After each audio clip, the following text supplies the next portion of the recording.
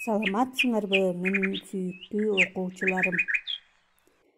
Бүгүн силер менен өсүмдүктөргө жана жаныбарларга окшошпогон тирүү организмдердин өзгөчө тобу менен таанышабыз. Бүгүнкү сабактын темасы калпактуу козу карындар. Жаз мезгилинин ортосунан баштап күз мезгилинин ортосуна чейин жер бетинде жайнап жаткан козу карындарды көрөбүз. Бул сүрөттө козу карындардын түрлөрүн көрүп турасыңар. Алар сырткы түсү, түзүлүшү, формалары боюнча бири-бирине окшошпойт. Бүгүн сабагыбыз өз максатына жетет.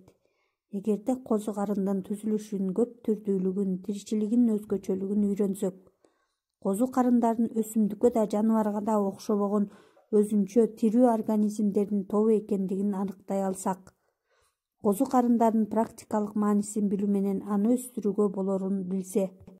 Козу карындардын 100 000ге жакын түрү белгилүү. Бир топ белгилери боюнча балдырларга окшош, бирок алардын хлорофили жок. Козу карындар түзүлүшү боюнча бир клеткалуу жана көп клеткалуу болушат.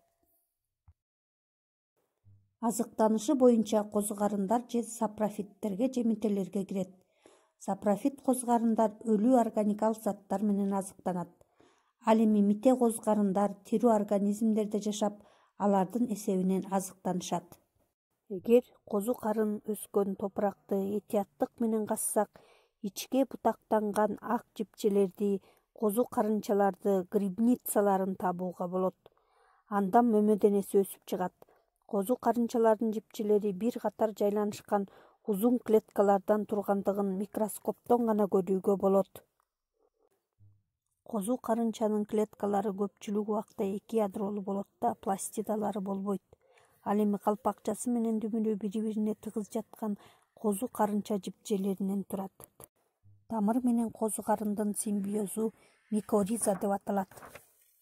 Ак козу карындар кайынга, мырса кайынга, карагайга жана эменге жакын жерден кездешет. Токойлордо жегенге боло турган көп козу карындар кездешет. Балдар, козу карындардын уулу же жегенге болоорун кантип ажыратууга болот? Азаматсыңар. Жыйнаганда уулу козу карындарды жегенге боло тургандардан ажырата билүү керек. Козу карындардан ууланып калбас үчүн аларды жыйнаганда абдан этият болгула. Анда эмесе балдар, үйгө тапшырма.